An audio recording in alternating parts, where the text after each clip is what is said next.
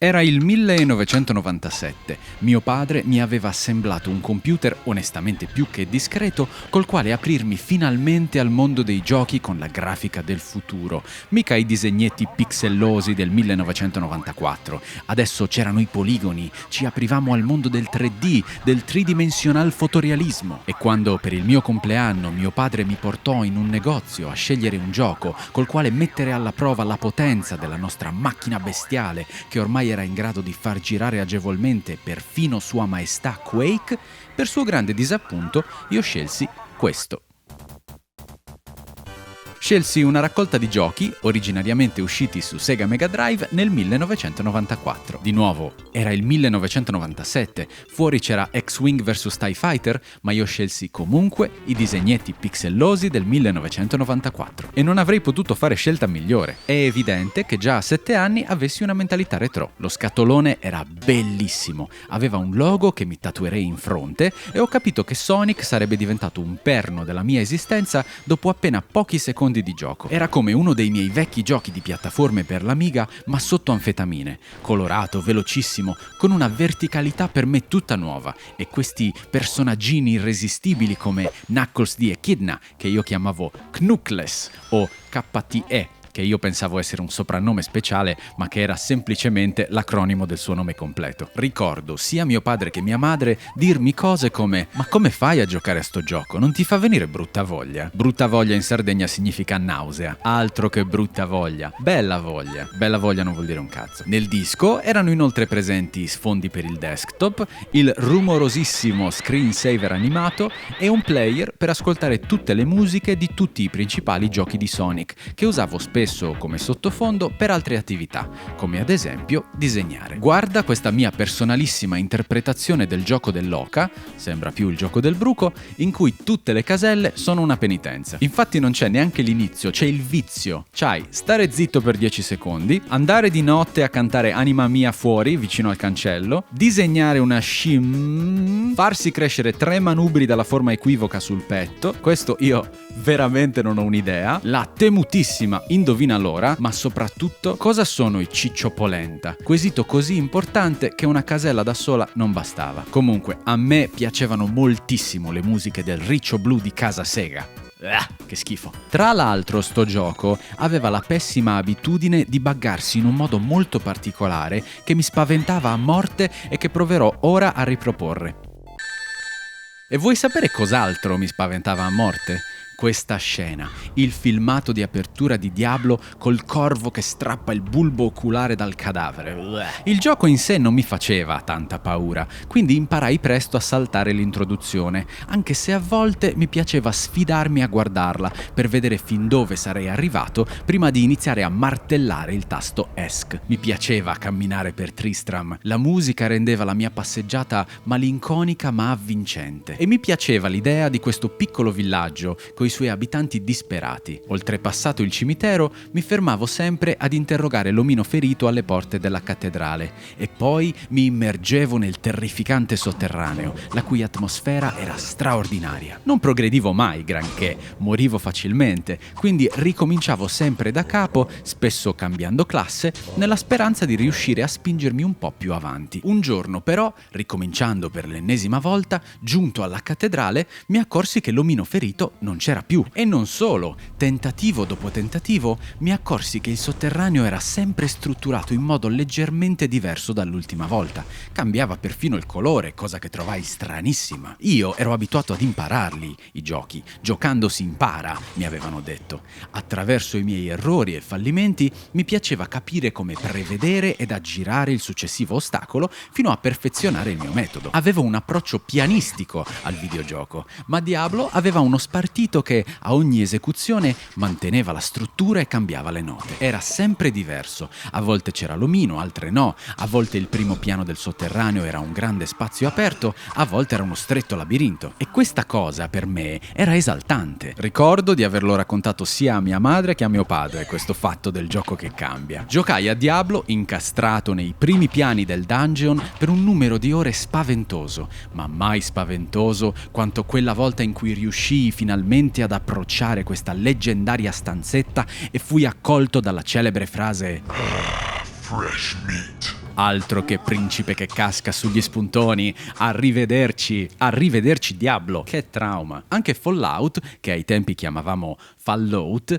mi dava una sensazione di inquietudine. Purtroppo il gioco era in inglese, che io ancora non capivo né sapevo leggere, come testimoniato dalla mia pronuncia improbabile del titolo. E Fallout non era come Diablo, in cui anche andando alla cieca al dungeon ci arrivavi, quello c'è. Fallout era un mondo aperto, altra cosa del tutto nuova per me, ma proprio per la libertà offerta, per me il gioco era una costante sorpresa. Lasciavo il vault, cominciavo a muovermi a caso per la mappa nella speranza di trovare qualcosa di interessante sul mio cammino, ma ovviamente finiva sempre molto male. Ma anche su Fallout ci tornavo sempre perché, oltre alla decadente atmosfera, mi piacevano moltissimo tutte le figurine del Vault Boy. Pur avendo 7 anni ero ancora molto facilmente impressionabile, non osavo mai guardare i film col bollino rosso e avevo un onesto terrore di X-Files. Ogni volta che sentivo partire la sigla in TV, correvo via. Anche Blood Omen, primo gioco nella saga di Legacy of Kain, mi faceva paura, però dai, questa è comprensibile. C'era una tensione particolare nella scena iniziale. A Kain,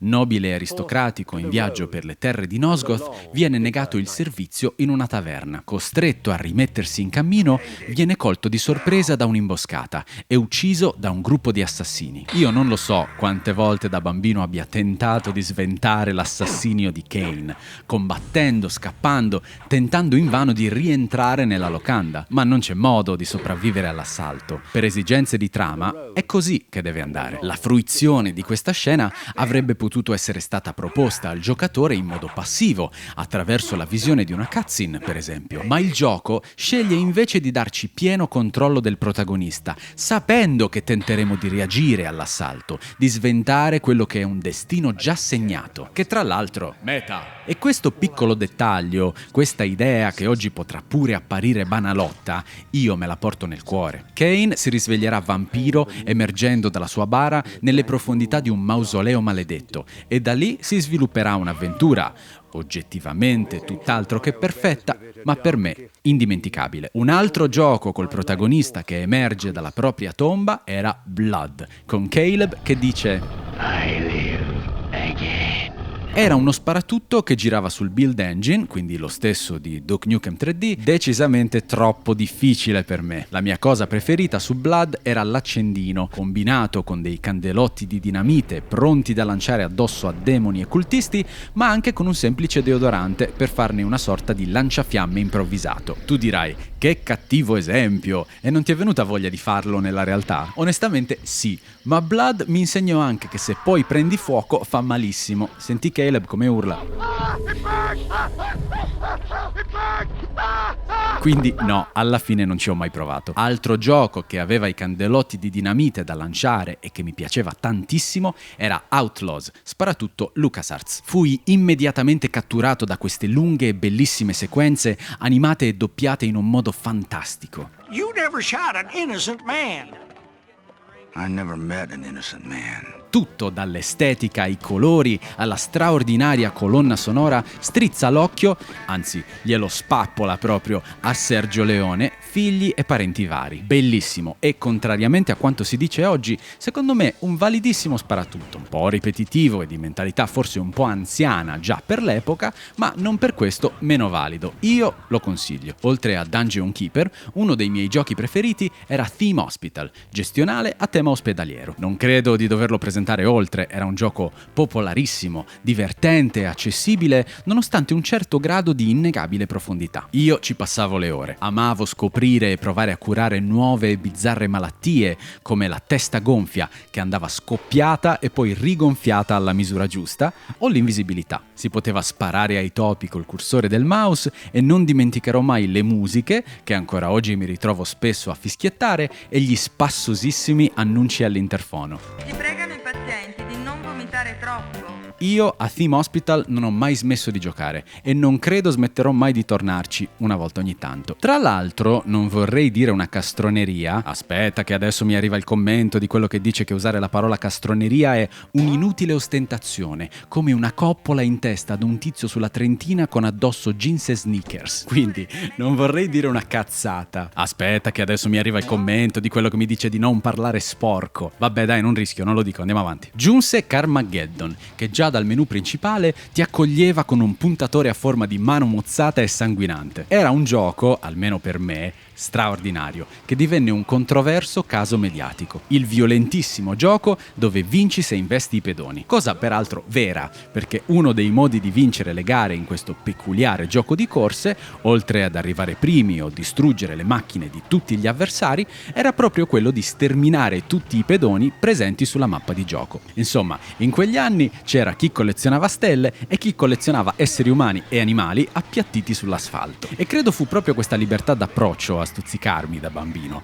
il fatto che, volendo, potevo anche semplicemente andarmene in giro per la città, a esplorare, cosa che il gioco chiaramente incoraggiava, vista la dimensione delle mappe e la quantità di segreti al loro interno. Divenne talmente amato e iconico, almeno nel ristretto contesto della mia famiglia, che mia zia ancora oggi, quando guida, fa spesso la battuta: se prendo la vecchietta sono 100 punti. Era fighissimo, di una maleducazione straordinaria, e ricordo mi piacesse molto l'idea di poter vedere in tempo reale le reazioni e le condizioni del mio pilota, proprio come in Doom, nonostante fosse un genere del tutto diverso. Ricordo che una delle mie attività preferite fosse andare a infilarmi nel campo da football e fare la strage, ma di giochi che facevano parlare e che arrivavano anche a persone la cui concezione di videogioco era rimasta Pong, cominciarono a uscirne parecchi. Uno di questi fu Tomb Raider, e da bambino fu proprio la sua trascinante popolarità a colpirmi maggiormente, il modo in cui quello di Lara Croft fosse riuscito a diventare un personaggio talmente trasversale da raggiungere davvero chiunque,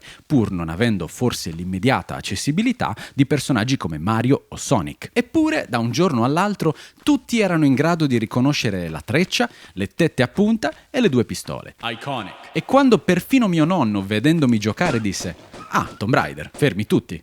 Come fa mio nonno a sapere queste cose? Lara era sulla bocca di tutti, anche di chi a Tomb Raider non ci aveva effettivamente mai giocato. E anche chi, magari incuriosito, ci provava, non sempre ci riusciva. Io mi trovai a mio agio abbastanza in fretta, ma il leggendario schema comandi non era accessibilissimo, specie sulla tastiera del PC. Era un po' duro, macchinoso, ed erano tantissime le azioni a disposizione. Quindi mio padre, per esempio, preferiva sedersi a guardarmi giocare e tentava a volte di aiutarmi a risolvere i puzzle, come una sorta di copilota. Un simile cooperativo approccio nacque con la scoperta di un genere per me nuovo, le avventure grafiche, e più nello specifico con l'arrivo in casa di quello che sarebbe diventato presto uno dei miei giochi preferiti di tutti i tempi.